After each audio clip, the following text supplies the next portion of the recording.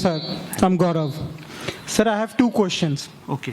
First one is basically हमें पता है in India insurance sector is at very initial stage. जी.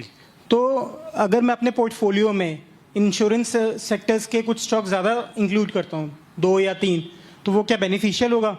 दूसरा question sir ये था कि अभी रिसेंटली न्यूज़ थी फ्राइडे को ही BSE 30 जो है उन्होंने अपने 3 स्टॉक्स निकाले हैं और 3 नए स्टॉक्स रिप्लेस करे हैं जी. येस बैंक और जो हमारा था टाटा मोटर्स और वेदांता जी. इनको रिप्लेस किया है. तो क्या मार्केट पे इसका असर होगा या फिर इन 6 जो स्टॉक्स हैं इन पे थोड़ा सा कुछ मतलब कुछ आएगा इस पे सर.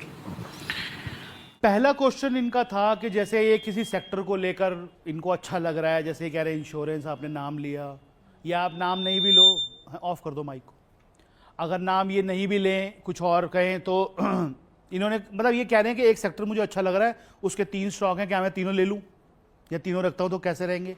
सर ये चीज़ जो है ना, फिर वही अगेन बात आती है कि आपका पोर्टफोलियो साइज क्या है, आप उस सेक्टर के बारे में क्या सोच रहे हो, उसका व्यू कैसा है, फलाना ढिमकाना, बहुत सारी चीज़ें डिपेंड करती हैं. और फिर जो आप जिस सेक्टर का नाम आपने लिया उसमें टोटल वो 3-4 स्टॉक हैं ढंग के, तो आप तीनों चारों लेना चाहते हो तो बहुत अच्छी बात है. एक अच्छे को चुन के उसी में सारा ध्यान एक चीज़ का रखना है कि जिसपे जो व्यू है ना, उस व्यू को हिलाने के लिए बहुत सारी चीजें रास्ते में आएंगी, उन पर टिके रहना बस, क्योंकि जिस दिन उन पर नहीं टिके तो तीनों एक साथ ही कटेंगे आपके, एक होगा वो भी कटेगा. मार्केट जो है ना वो आपको बीच में शेक करने के लिए बहुत कुछ करती है, वो आपको हिलाने, आपका विश्वास आज जो है ना वो 1 महीने में भी हिला सकती है आपका विश्वास. लेकिन आप जिस चीज पर डिसीजन लेते हो वो हमेशा बैक ऑफ द माइंड रहना चाहिए कि मैंने इस चीज पर डिसीजन लिया था, अगर ये चीज बदली नहीं है तो मुझे कोई चिंता नहीं है.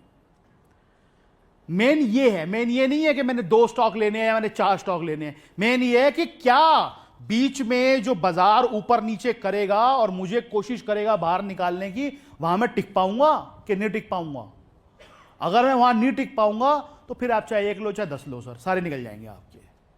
ट्राई वहां पे करो. दूसरा आपका क्वेश्चन ये है कि इंडेक्सेस के अंदर जो अपना एक्सचेंजेस कुछ स्टॉक बाहर निकाल देती हैं, कुछ अंदर ले आती हैं, ये प्रोसेस है उनके काम करने का, उससे बाजार को कोई फर्क भी नहीं पड़ता, ना कोई लेना देना है.